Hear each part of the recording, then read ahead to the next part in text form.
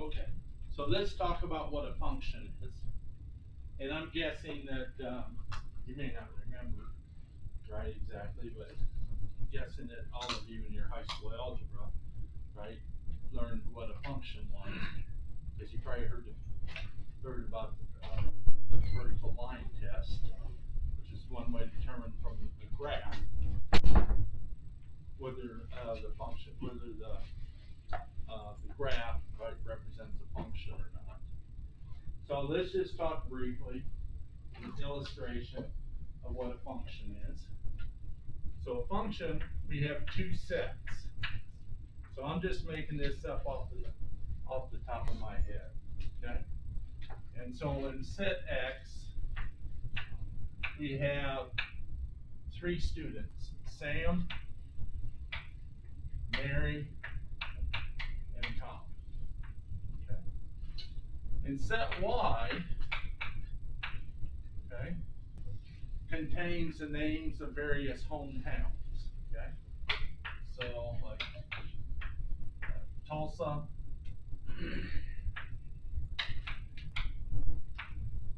Columbia, Dallas,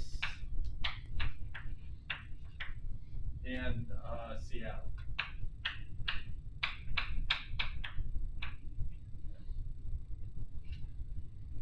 A function corresponds each name in the variable x with exactly one element in the set y. Okay? Exactly one, only one. Okay? So if f is the name of our function, and we typically use letters of the alphabet, right, as names for functions, right? F, G, and H are probably the three most popular. Okay. Our function f takes each element x and corresponds it with exactly one element in y. So if Sam's hometown is Dallas, then we can write f of Sam is equal to Dallas. Okay? The function f takes the element from set X, Sam, and corresponds it to the hometown Dallas. Okay? Similarly, f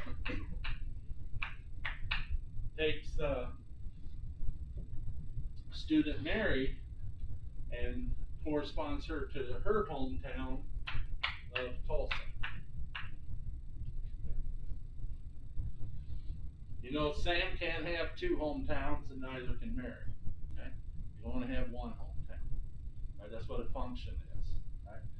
For each element x, it corresponds it to exactly one element y. Okay? And then lastly, Tom, his hometown is Dallas. So the function f corresponds the name Tom to the hometown Dallas. Now you know Sam and Tom have the same hometown, right? So two values in the set X can have the same value in the set Y. You just can't have one of the elements in set X going to two elements or more in the set Y. Okay? So the domain for this function, okay, is the set X. Okay?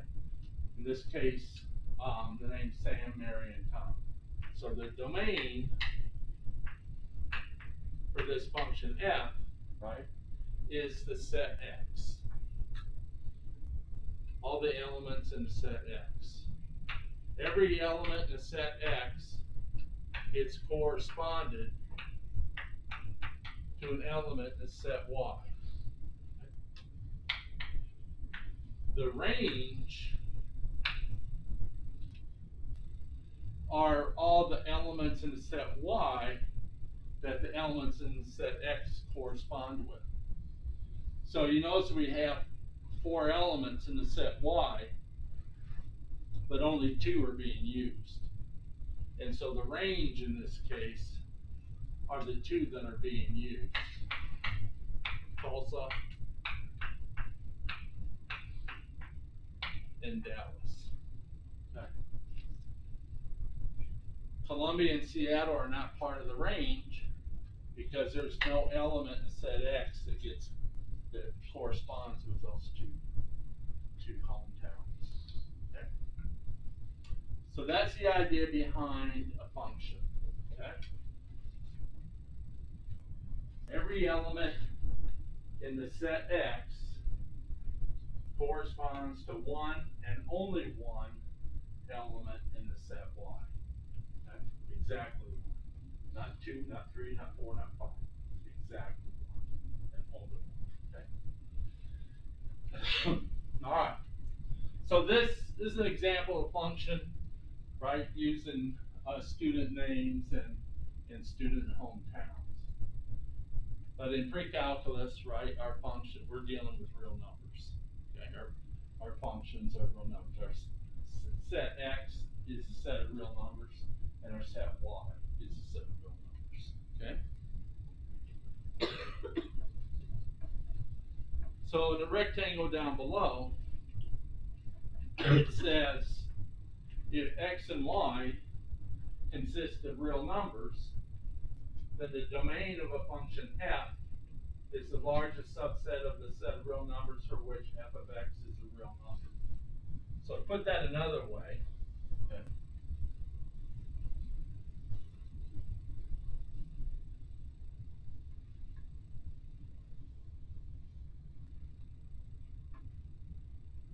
the domain, when x and y are sets of real numbers, the domain is all the real numbers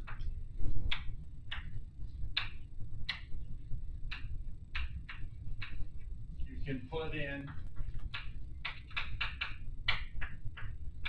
for x, and the value of the function f of x is a real number.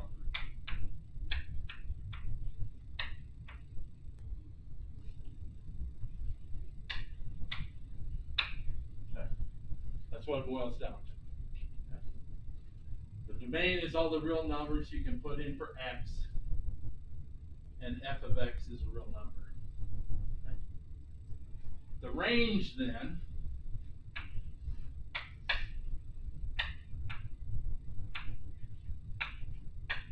is all the values of f of x.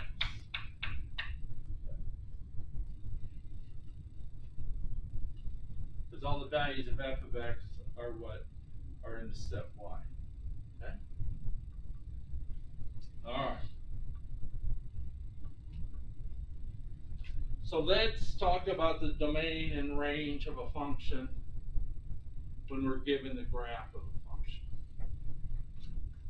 And so you can see, we'll do with the graph on the left-hand side first.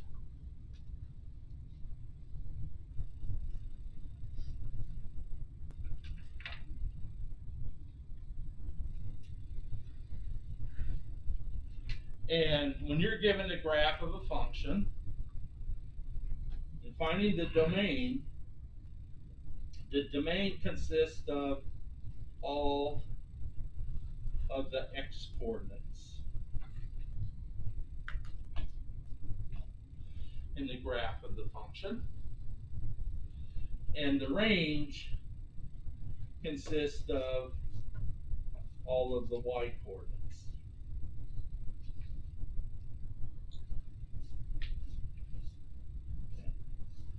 So we often write y equals f of x.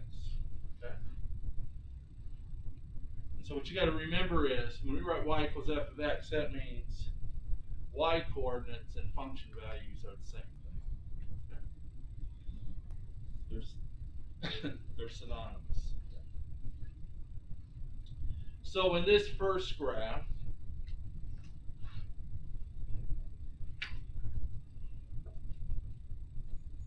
we're given, so here's the graph of this function.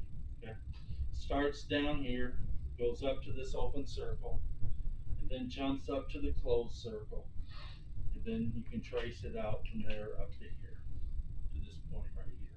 Okay. But this point down here, this closed circle, is the point -3, -3.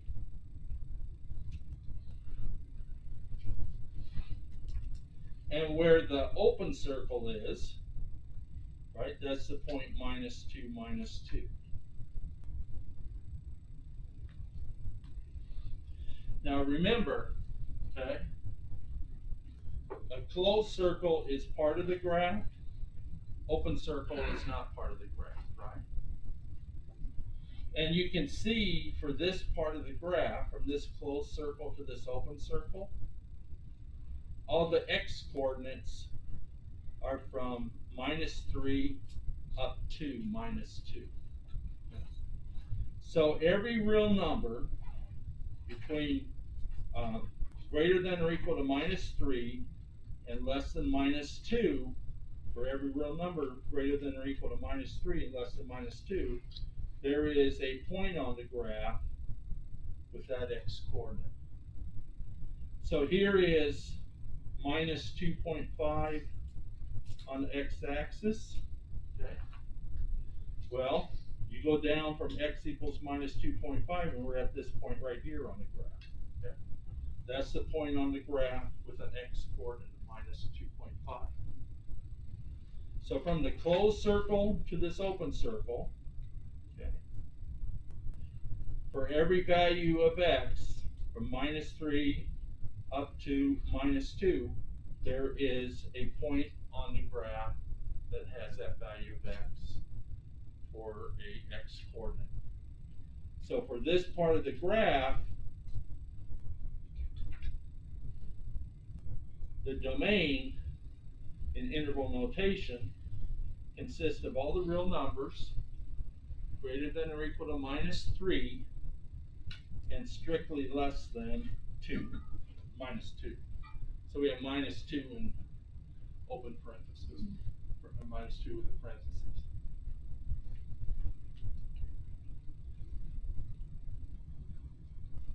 And now let's look at this part of the graph. Right, it starts here at this closed circle and continues all the way up and over to this closed circle. Well, this closed circle right here has the point -2, -1. Right? The x-coordinate's -2, the y-coordinate's -1. And this closed circle up here, it has an x-coordinate of 2. I don't know what the y-coordinate is, but the x-coordinate is 2, right? You can see that directly below this closed circle, or this closed circle is directly above x equals 2 on the x-axis. And so from this closed circle all the way to this closed circle, right, the x-coordinates go from -2 up to +2. Okay. For every number between -2 and +2, there is a point on the graph with that x-coordinate. So here at x equals 1, this point right here on the graph, right, has an x-coordinate of 1. Here at x equals 0, this point on the graph has an x-coordinate of 0. In fact, this point right here looks like it's the point 0, 2.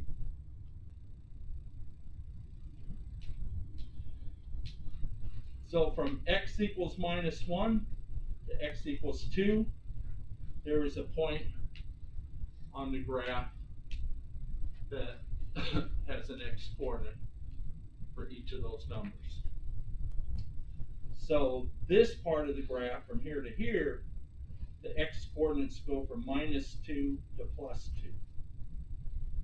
We have bracket -2 to +2.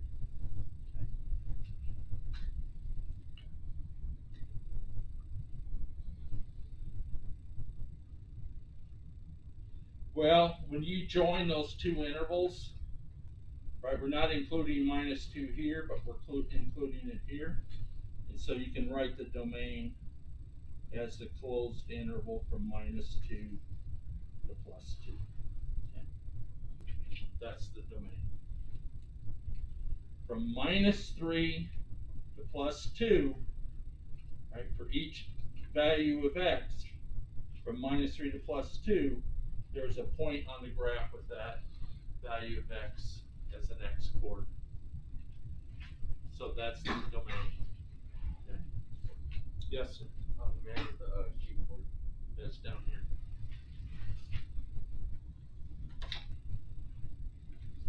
Thank you. All right, the y coordinates are the range of the function. So we do something similar with the y coordinates. So starting with this part of the graph down here, right, at this closed circle, the y coordinate is supposed to be a -3. -3, -3 is that point. So the y coordinate for this point is -3, and where the open circle is, the y coordinate's -2. So from this closed circle up to this open circle, the y coordinates go from -3 up to -2, not including -2, because we don't include the open circle. So the range for this part of the graph goes from -3 up to -2, kind of like the domain up here, but this is applying to the y coordinates. Okay. Sorry, the y coordinates. And then for this part of the graph, right, the y coordinate for this point right here is -1, and then the graph, goes up. It hits up here. And this is y equals 3, okay, right here. So this point right here has a y coordinate of 3, and then the graph comes back down.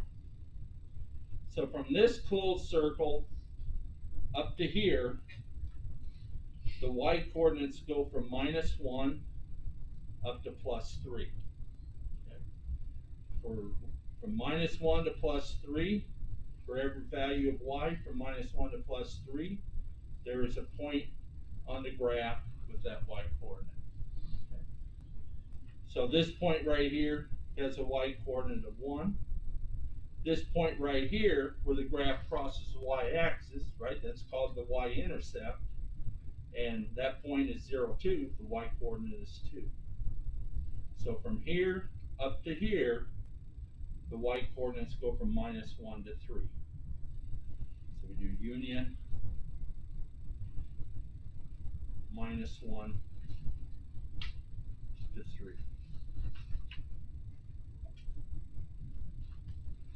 So you notice there's a gap, a jump here in the y coordinates, right? They go from up to -2, and then they start at -1. Okay.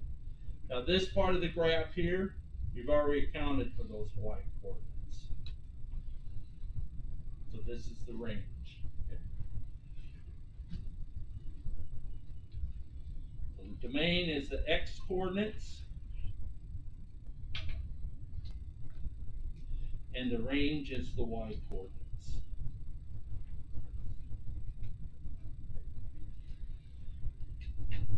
Are you with me? So all you gotta do is look for the x coordinates for the domain and the y coordinates for the range. Okay. All right, in the second graph, now you might want to draw an arrow here, arrow here, arrow here, arrow here. Okay. That means the graph keeps on going in those 4 directions. All right. So on the far left end here, the graph keeps going to the left forever. So that means the graph keeps going left forever, right? This is the x-axis. There is no minimum x-coordinate. Okay? And so, since there's no minimum x-coordinate, right, we use minus infinity to indicate no minimum number. Okay? There's no first value of x, looking at this graph from left to right, because it goes to the left forever. And then as we move along the graph, right, it turns and now it's going down. And it actually goes down forever, but does not cross or touch the y-axis. And that makes the y-axis what's called a vertical asymptote. And so the graph gets closer and closer to the y-axis, right, which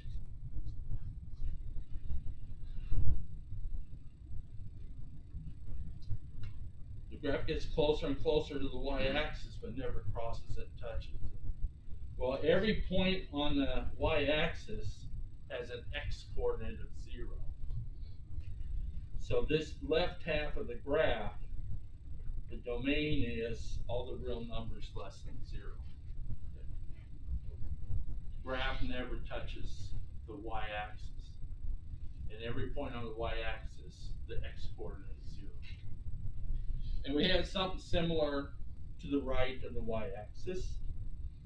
The graph goes to the right forever, so there's no maximum x-coordinate. Here, just to the right of the y-axis, the graph goes up forever, getting closer and closer to the y-axis, but it doesn't touch it.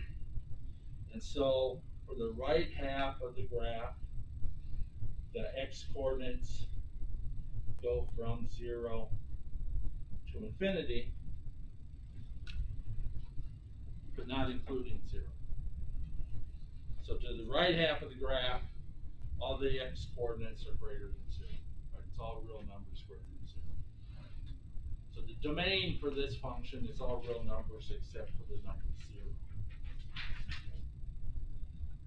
The range is the y-coordinates, right? So looking at this part of the graph goes down forever, so there's no minimum y-coordinate. And so we represent no minimum y-coordinate or no minimum number with minus infinity. But as we go up on the graph flattens out, going out here to the left, but it never crosses or touches this horizontal line that crosses the y-axis at y equals 2. So the y-coordinates going out here to the left are getting closer and closer to the number 2, but they never reach the number 2. So the range, or the y-coordinates for this part of the graph, is all real numbers less than 2.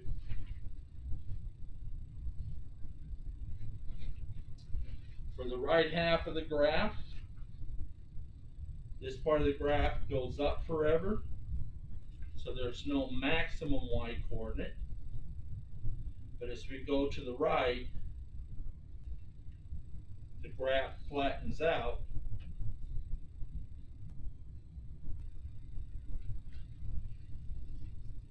And as we go further to the right, the graph is getting closer and closer to the horizontal line y equals 2, but it never crosses or touches it.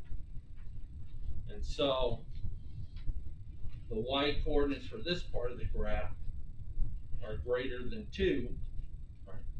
There's no y-coordinate equal to 2. And since there's no maximum y-coordinate, say the y-coordinates go from 2 to infinity. Okay. So for that part of the graph, the y-coordinates are all real numbers greater than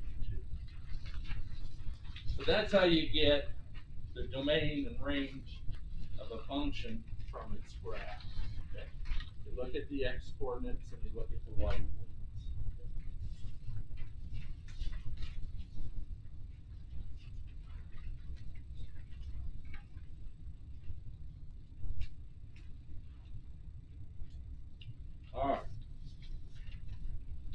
So on top page 2, you're given a function.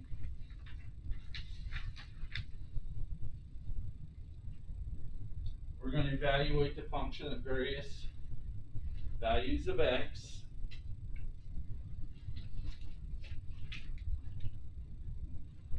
So this is the algebraic form of a function.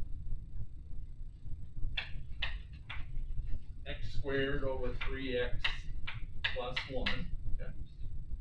And so I'm going to emphasize f is the name of the function, and x is the input to the function. Okay. And all the numbers that we can put in for x, and the right-hand side is equal to a real number, is the domain of the function. Okay. All right. So first you got to evaluate f at x equals minus 4.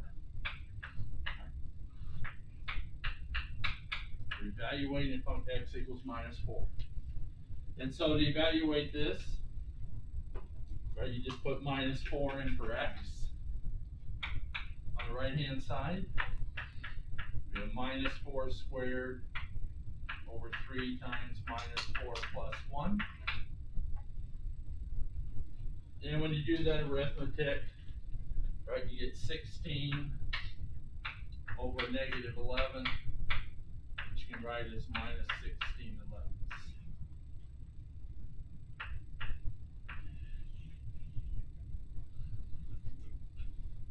So the value of the function at x equals minus 4 is equal to minus 16 elevenths. Okay.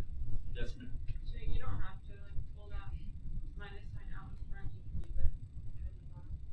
I mean, yeah, right. I mean, I prefer it personally here, but if you left it there, I would probably prefer it down. Okay. All right. So y values and function values are the same, right? So when x is equal to minus 4, y is equal to minus 16 elevenths, right? So the point, the ordered pair, minus 4 minus 16 elevenths is a point on the graph of f of x. Right? Function values and y values are the same thing. Okay? So the point minus 4 minus 16 elevenths, right, is a point on the graph of x, if you're graphing this function. We plot that point. Okay. All right. 1 over f of x is just the reciprocal of f of x. So 1 over f of x is 1 over x squared divided by 3x plus 1. So this is a complex fraction. Right? We got a fraction inside a fraction. This is the main fraction bars. Everybody put your mask on. Okay? We have people, we have people out with COVID. Okay? Whether you want to or not, you got to wear a mask as long as people are getting sick with COVID. Okay? All right. So 1 over this fraction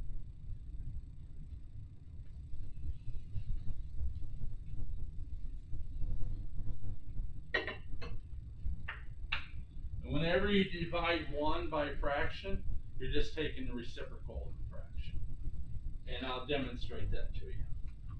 So this is can be written as 1 divided by x squared over 3x plus 1.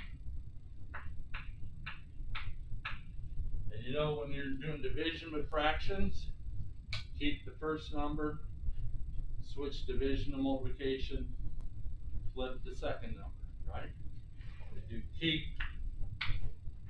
switch, flip. So we keep the one, we switch division to multiplication, and then we flip the second number, okay? And so when we flip the second number, we have 3x plus 1 over x squared. 3x plus 1 over x squared times 1 is just 3x plus 1 over x squared. Okay.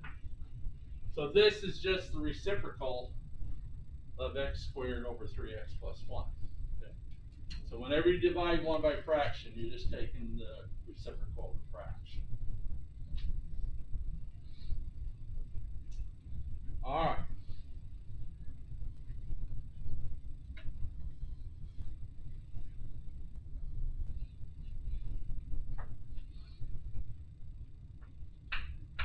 F of 1 over 3t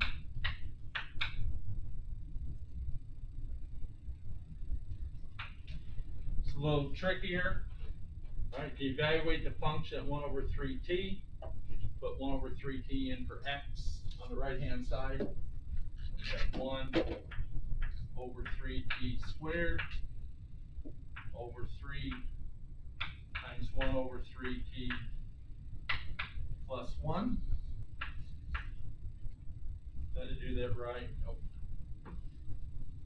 1 over 3t squared, 3 times 1 over 3t plus 1.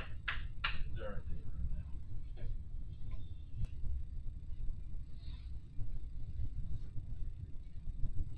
now. All right. So again, this is a complex fraction. You got fractions inside a fraction. So when we square 1 over 3t, when you square a fraction, what do? You square the numerator, and you square the denominator, right? If I have 3/4 squared, that's equal to 3 squared over 4 squared, which is 9/16, right? So we do the same thing here. 1 squared is 1, and 3t squared is 3t times 3t, which is 9t squared, right? Now in the main denominator, multiplication by 3 undoes division by 3, and we're left with 1 over t plus 1.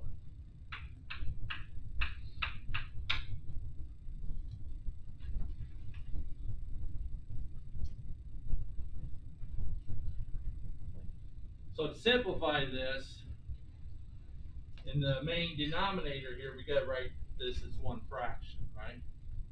And the common denominator is t, so we write 1 over t plus 1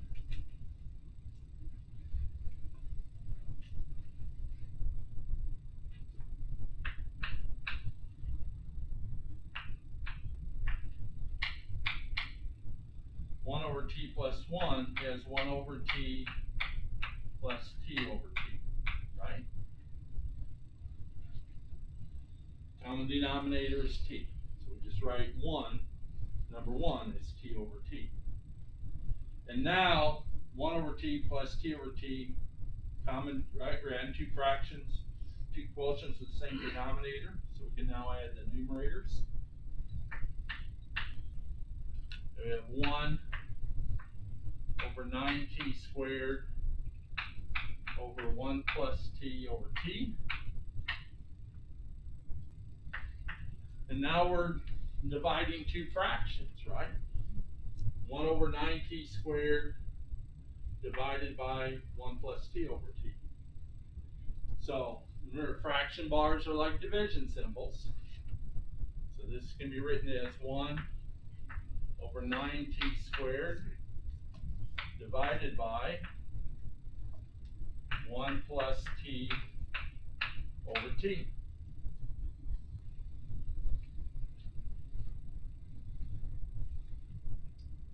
Now what do? keep, switch, flip.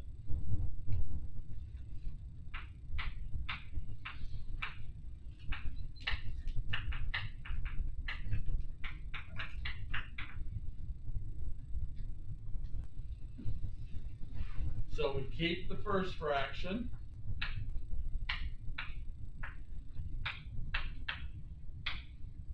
Switch division to multiplication, and then we flip the second fraction, right? We have t over 1 plus t.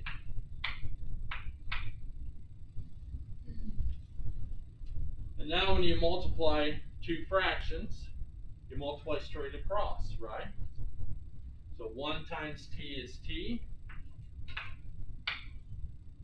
And then we have 9t squared times 1 plus t in parentheses. It's not just the number 1 that's being multiplied by 9t squared.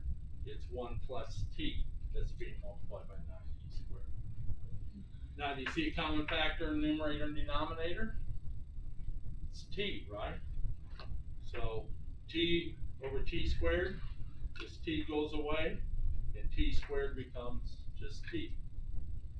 So this is equal to 1 over 9t times t plus 1. And finally, we're done.